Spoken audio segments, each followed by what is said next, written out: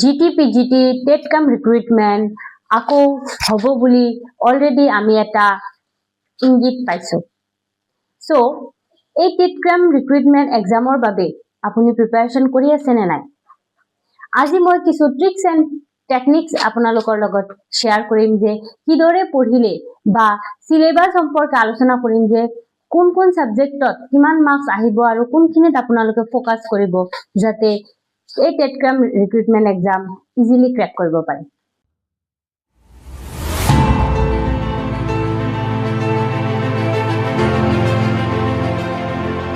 Hello' guys, মই Jyotika welcome জনাইছো মোৰ আন এটি ভিডিঅ'লৈ।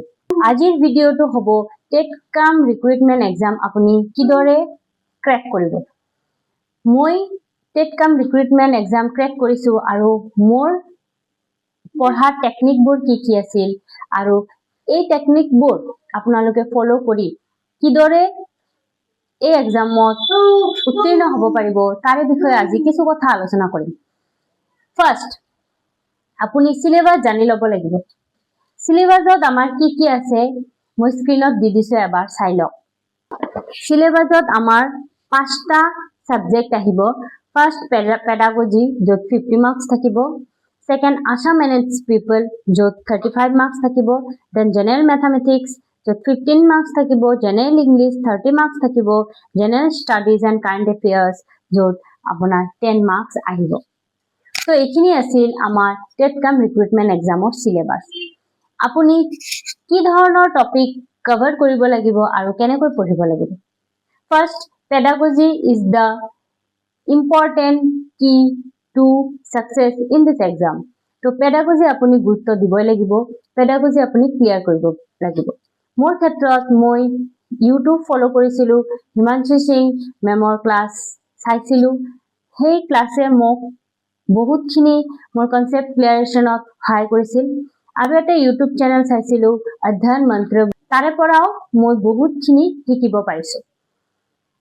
তো পেডাগজিত মেইনলি কি আহে, সিচুৱেশনাল কুৱেশ্যনবোৰ বেছি আহে। যেনেকুৱা আপোনাক এটা সিচুৱেশ্যন ধৰি দিব, সেই সিচুৱেশ্যন হিচাপে এজন শিক্ষক হৈ আপুনি সেই মুহূৰ্তত আপোনাৰ কোনটো ডিসিজন ললে আপোনাৰ বোধেৰে সঠিক হ'ব, এনেকুৱা ধৰণৰ কুৱেশ্যন আহিব।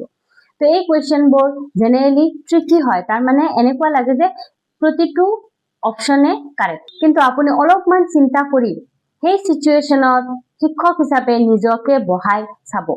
এনে ধৰণৰ প্ৰবলেম সলভিং কিছু প্ৰেক্টিচ কৰিব যে এনেকুৱা সিচুৱেশ্যন যদি হয় মই টিচাৰ হিচাপে কি কৰিব পাৰো। এনেকৈ যেতিয়া আপুনি নিজে ঘৰত কিছু সিচুৱেশ্যন পেলাই নিজকে ট্ৰাই কৰিব, তেতিয়া এনসাৰ ওলাবলৈ ইজি হৈ পৰে। নাম্বাৰ 2 আহিল Assam and it's people. Assam and it's পিপল ইয়াতো কিন্তু 35 মাৰ্কস কেৰি কৰে। আমাৰ অসম ৰিলেটেড কুৱেশ্যন বহুত আহে। যেনেকুৱা আপুনি অসম ৰিলেটেড কি চাব লাগিব। ফাৰ্ষ্ট, মেটেৰিয়েলৰ কথা যদি কওঁ, আপুনি আসাম ইয়াৰ বুকখন ল'ব আৰু তাত হিষ্ট্ৰী, জিঅ'গ্ৰাফি যি আছে গোটেইখিনি চাব, কাৰেণ্ট এফেয়াৰ্স গোটেইখিনি চাব। আৰু অসমৰ মেইনলি মই দিয়া এক্সামত এইটো লক্ষ্য কৰিছো যে আপোনাৰ জিঅ'গ্ৰাফিত বহুতখিনি গুৰুত্ব দিছে। সো আমাৰ অসমত কোন নদী কোন ফালেৰে বৈ গৈছে, কোন জিলাৰ কি সীমা আছে, কোন অঞ্চল কোন জিলাত পৰিছে, এনেকুৱা ধৰণৰ কুৱেশ্যনসমূহ বেছিকৈ আহে বা আমাৰ সময়তো বেছিকৈ আহিছে। অসমৰ কোন ঠাই কিহৰ বাবে বিখ্যাত, এইবিলাক সৰু সুৰা বস্তু ডিটেইলত অলপ চাই যাব। তাৰমানে আসাম এণ্ড ইটস পিপল মানে অসম আৰু অসমৰ মানুহৰ লগত ৰিলেটেড এভৰিথিং আপুনি চাব লাগিব। নেক্সট আহিল আমাৰ জেনাৰেল মেথমেটিক্স। এইটো এটা এনেকুৱা সাবজেক্ট হয় যি সাবজেক্টত জেনেৰেলি ল'ৰা ছোৱালীয়ে বহুতখিনি পিছ পৰি যায়। জেনাৰেল মেথমেটিক্সত কি হয়, কুৱেশ্যনৰ লেভেল বহুত টাফ কৰি দিয়ে। তাৰ কাৰণে আমাৰ মেইনলি যাৰ প্ৰেক্টিচত নাই বা জেনেৰেলি যোনে বহুত বছৰ ধৰি মেথছৰ লগত ৰিলেটেড নাই, নতুনকৈ হয়তো এক্সামৰ বাবে প্ৰিপেয়াৰ কৰি আছে, তেওঁলোকৰ বাবে টাফ হৈ যায়। তাৰ মানে আপুনি 10th ষ্টেণ্ডাৰ্ড প্ৰতিটো টপিকে কভাৰ কৰিব লাগিব। আপুনি জিঅ'মেট্ৰিও চাব লাগিব, ট্ৰিগোনোমেট্ৰিও চাব লাগিব, আপোনাৰ ঐকিক নিয়মৰ অংকবিলাকো চাব লাগিব, ইকুৱেশ্যনৰ অংকবোৰো চাব লাগিব।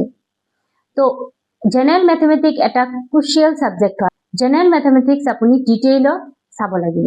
ইয়াৰ বাবে মই কোনো পাৰ্টিকুলাৰ কিতাপ সাজেষ্ট নকৰো, আপুনি ইউটিউবৰ ভিডিঅ' কিছু চাব পাৰে। বেংকিং ৰিলেটেড যিবিলাক আমাৰ মেটেৰিয়েলছ পায় মেথমেটিক্সৰ ষ্টেণ্ডাৰ্ড কুৱেশ্যন সেইবোৰ আপুনি কিছু সলভ কৰিব পাৰে আৰু ক্লাছ 10ৰ মেথমেটিক্স যি আছে ক্লাছ 10ৰ মেথমেটিক্সটো আপুনি ক্লাছ 9 and 10 দুটা শ্ৰেণীৰ মেথমেটিক্স আপুনি কিন্তু ক্লিয়াৰ কৰি দিয়ক তাৰ ফলত কি হ'ব আপোনাৰ কনসেপ্ট বহুখিনি ক্লিয়াৰ হৈ আহিব আহিল জেনাৰেল ইংলিছত মেইনলি মই SP বাক্সি ফলো কৰিছিলো জেনাৰেল ইংলিছ বাই SP বাক্সি সেই কিতাপখন মই ফলো কৰিছিলো আপুনি সিনোনিম এন্টোনিম দেন সেন্টেন্স কাৰেকশন এইবিলাক বস্তুবিলাক চাব প্ৰিপজিশন খুব আহে এক্সামত প্ৰিপজিশন আহিবই narration voice sense এইবিলাক গ্ৰামাৰ খিনি আপুনি ক্লিয়াৰলি চাব কনসেপ্ট খিনি ক্লিয়াৰ কৰিব আৰু সিনোনিম এন্টোনিমৰ ক্ষেত্ৰত আৰু এটা শব্দত প্ৰকাশ কৰা এইবিলাকৰ ক্ষেত্ৰত আপুনি SP বাক্সি ফলো কৰিবই পাৰে আপুনি ক্লিয়াৰলি চাই যাব যে কেনেকৈ আমি ভোকেবুলাৰি খিনি বুজি পাও বা কেনেকৈ আমি ভোকেবুলাৰি মিনিং খিনি মনত ৰাখি এটা ভোকেবুলাৰি এগেইনষ্টত 10টা আৰু নতুন নতুন শব্দ শিকিব পাৰে এইখিনি আপুনি ক্লিয়াৰ কৰি যাব নেক্সট টপিক আহিল জেনাৰেল ষ্টাডিজ এণ্ড কাৰেন্ট এফেয়াৰ্স এইটো এটা ভাষ্ট সাবজেক্ট হয় কিন্তু ইয়াত মাৰ্কস আছে অনলি 10 সেই কাৰণে আপুনি কি এটো স্কিপ কৰিব নাই এই সাবজেক্টটো ভালকৈ পঢ়িব লাগিব জেনাৰেল ষ্টাডিজত মেইনলি কি হয় Indian history Indian polity Indian geography এইবিলাকৰ ওপৰত কোৱেশ্চন অহা দেখা যায় ইয়াৰ কাৰণে আপুনি এটা ট্ৰিক্স ফলো কৰিব পাৰে যেটো মই নিজৰ ক্ষেত্ৰত ফলো কৰিছিলো আপুনি ক্লাস 9 10ৰ যিখিনি আমাৰ সমাজ বিজ্ঞান সাবজেক্ট যেটো আছে এই সোশ্যাল সায়েন্সৰ প্ৰতিটো চেপ্টাৰ এবাৰ কৈ পঢ়ি দিয়ক তাৰ পৰা কিন্তু বহুত কোৱেশ্চন আহে বা কনসেপ্টটো ক্লিয়াৰ হৈ যায় বহুতখিনি আৰু পলিটি খিনি চাব আৰ্টিকল তাৰপিছত ৰিটস তাৰপিছত আপোনাৰ শেডিউল এইবিলাক প্ৰিএম্বলত কি আছে এইখিনি বস্তু অলপমান ভালকৈ চাই যাব তাৰপিছত আহিল আমাৰ কাৰেন্ট এফেয়াৰ্সৰ ক্ষেত্ৰত যোৱা 6 মাহৰ যি ঘটনা ঘটি গৈছে অসম এজ ওয়েল এজ আমাৰ ভাৰতত তাৰে আপুনি মেইনলি ক'ত ফোকাস কৰিব মেইনলি আপুনি খেলত ফোকাস কৰক যে ক্ৰিয়াৰ ক্ষেত্ৰত আমাৰ কি কাম হৈ গৈছে পুৰস্কাৰৰ ক্ষেত্ৰত ফোকাস কৰক যে আমাৰ কি প্ৰাইজ ইতিমধ্যে এনাউন্স কৰা হৈছে কোনে কোনে পাইছে দেন আপুনি কিছু বুকস এন্ড অথৰ ফলো কৰক যে ৰিসেন্টলি কি বুকস ওলাইছে তাৰ অথৰ কোন হয় দেন আপুনি